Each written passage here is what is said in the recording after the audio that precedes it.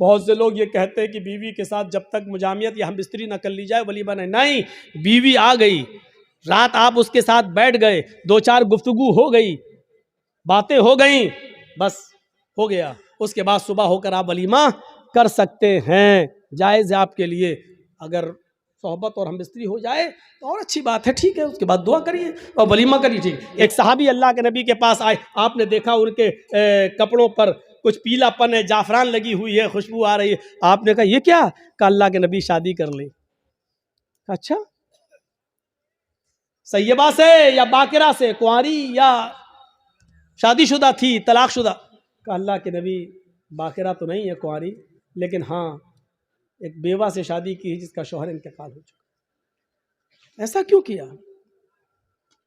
कुंवारी से शादी करते। कहा अल्लाह के नबी मेरे माँ बाप का इंतकाल हो चुका है और वो इस दुनिया में नहीं है, मेरी छोटी छोटी बहनें हैं, मेरी छोटी छोटी बहनें हैं।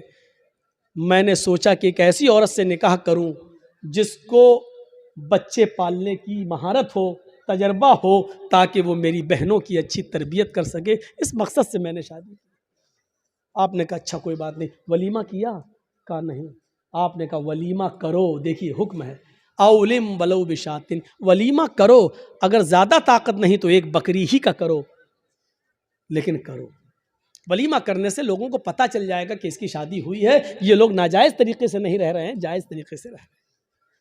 वलीमे का हुक्म है, वलीमा करना चाहिए। एक ये खाना, उसका हुक्म मौजूद है। याद रखना, इस्लाम के अंदर सिर्फ 2 ही खाने को जायज़ करार दिया और उसका हुक्म है, एक वलीमा। शादी के बाद बीवी जब घर पे आए तो उस बीवी के साथ एक रात गुजारने के बाद दूसरे दिन वलीमा करना।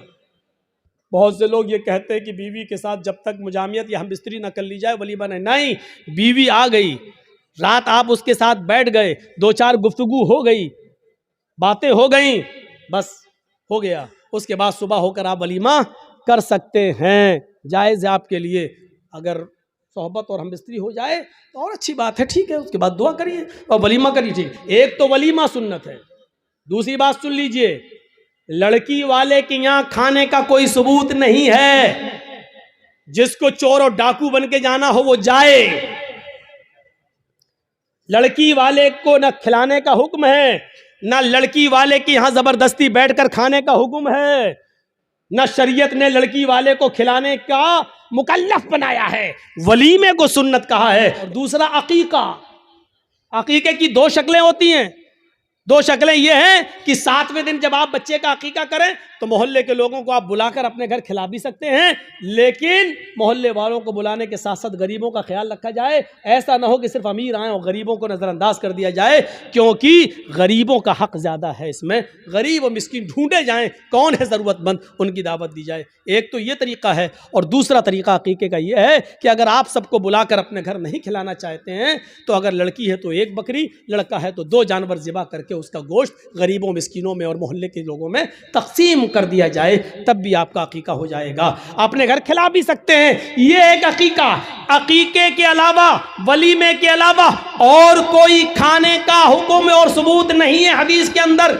यहां तक कि कोई हाजी हज करके आता है और वो खुशी में अपने गांव वालों को खिलाता है, इसका मतलब यह है कि वो अपने हज की रिया और नमूद कर रहा है, दिखावा कर रहा है, लोगों को ये बता रहा है कि देखो मैं हज करके आया हूं, इस खुशी में मैं लोगों को खाना खिला रहा हूं। हाजी को हज का खाना भी नहीं खिलाना चाहिए। अगर ऐसी इबादतों पर खाना खिलाना जायज़ होता तो फिर नमाजी को नमाज पढ़ के आने के बाद भी खिलाना जायज़ होता। फिर ईद की नमाज पढ़कर भी किसी को दावत दे तो उसकी दावत भी जायज़ होती। मेरे भाइयों, क्योंकि यह इबादत है और फिर इबादत पर फिर एक आम रस्म बन जाएगी। फिर ज़कात देने वाला ज़कात देने की खुशी में खिलाएगा, लो आज हमने 30 ज़कात दी। फिर रमज़ान का रोज़ा रखने के बाद 30 रोज़े पूरे होने के बाद फिर लोग की दावत दे, ओ मैंने 30 रोज़े रख लिए। लो, हज भी एक इबादत है। जब इन इबादतों पर आप किसी को खाना नहीं खिलाते हैं तो हज पर भी आप किसी को खाना नहीं खिला सकते। जब हज जैसी इबादत पर खाना नहीं खिला सकते तो फिर खतने का खाना कैसे जायज़ हो सकता है? मेरे प्यारे साथियों, खतने का खाना जायज़ नहीं है, ना खतने की दावत जायज़ है।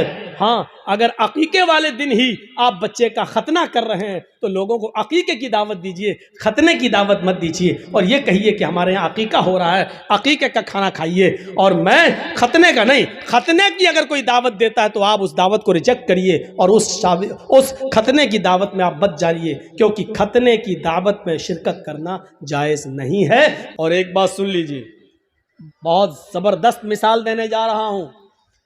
जो शख्स अपनी बुनियाद को छोड़ देगा, बुनियाद से रिश्ता खत्म कर लेगा, वो शख्स कभी तरक्की नहीं कर सकता है, कभी बुलंदी पर नहीं पहुंच सकता है। हमारे अंदर ईमान कितना है ये हमें अंदाजा लगाना चाहिए। आपने एक पतंग को देखा होगा, पतंग उड़ती है, क्यों उड़ती है?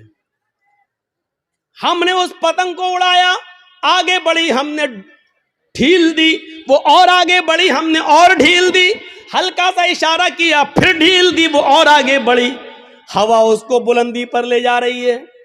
वो पतंग बुलंदी पर क्यों पहुंची? कौन लेके गया? हवा। लेकिन थोड़ी देर के बाद आप देखते हैं दूसरी पतंग आती है और इस पतंग की डोर को काट देती है, इसके धागे को, मांझे को काट देती है।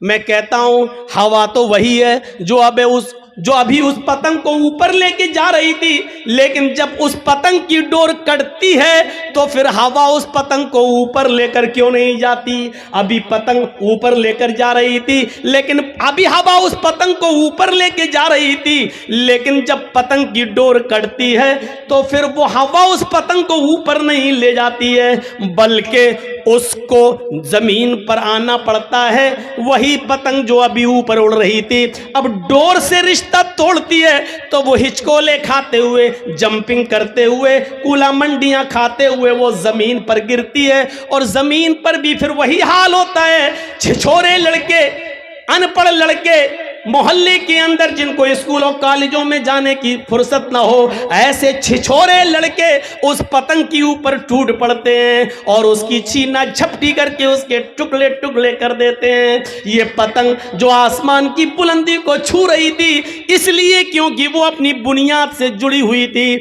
अपनी डोर से रिश्ता मजबूत की हुई थी, बुलंदी पर जा रही थी। लेकिन जब उसकी डोर को, उसके धागे को काट दिया गया, उसके बुनियाद से को तोड़ दिया गया, तो फिर वो पतंग फिर एक बालिश भी ऊपर नहीं जा सकी। फिर वो कुला मंडियां खाते हुए, जंपिंग करते हुए जमीन के ऊपर आती है, जमीन पर आती है और गिरती है और जमीन पर बैठे हुए लड़के उस पतंग को फाड़ देते हैं, लूट लेते हैं।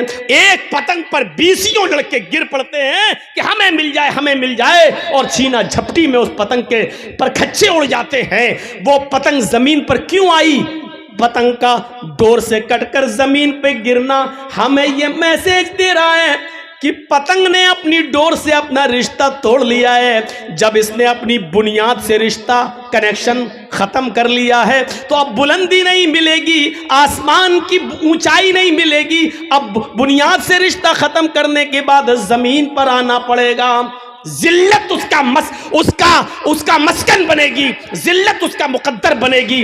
अब वो बुलंदी पर नहीं जा सकती है क्योंकि बुनियाद से उसने अपना रिश्ता तोड़ा है। मुसलमानों, जब तक तुम कुरान से, ईमान से अपने रिश्ते को मजबूत रखोगे, बुलंदी करोगे, अल्लाह की कसम ऊपर जाओगे, अल्लाह की कसम इज्जत मिलेगी। वो भेड़ों बकरियों को चराने वालों को इज्जत किसने दी है? इसी कुरान ने दी है। वो उमर जो कभी कोई गुस्सा बर्दाश्त नहीं करते थे, वो उमर जो जनाब मोहम्मद रसूलुल्लाह सल्लल्लाहु अलैहि वसल्लम की गर्दन भी उड़ाने के लिए निकले थे, उस उमर को 22 लाख मुरब्बा मील का हुक्मरान किसने बनाया?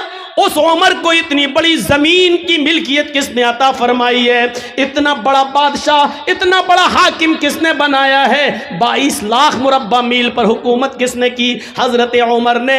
हजरत उमर फारूक को हुक्मरां बनाया तो इसी कुरान करीम की दावत ने, इसी कुरान करीम ने, इसी ईमान के रिश्ते ने। उमर की हैसियत ईमान लाने से पहले क्या थी, लेकिन जब उमर ने ईमान से अपना रिश्ता जोड़ा तो तरक्की करते गए। इतनी इतनी तरक्की की कि अल्लाह के नबी को भी कहना पड़ा, लऊ कान बादी नबीयुन लकाना उमर, अगर मेरे बाद कोई नबी होता तो वो हजरत उमर होते। उमर ने इतनी तरक्की की कि 22 लाख मुरब्बा मील इतनी जमीन पर उन्होंने हुकूमत करके दिखाई, और इतनी शानदार हुकूमत करके दिखाई कि महात्मा गांधी को भी ये कहना पड़ा कि उमर फारूक जैसी हुकूमत अगर आज भारत के अंदर कायम हो जाए तो देश के अंदर से खून खराबा मिट जाए, देश के अंदर से खून खराबा खत्म हो जाए, अमन और शांति पैदा हो जाए।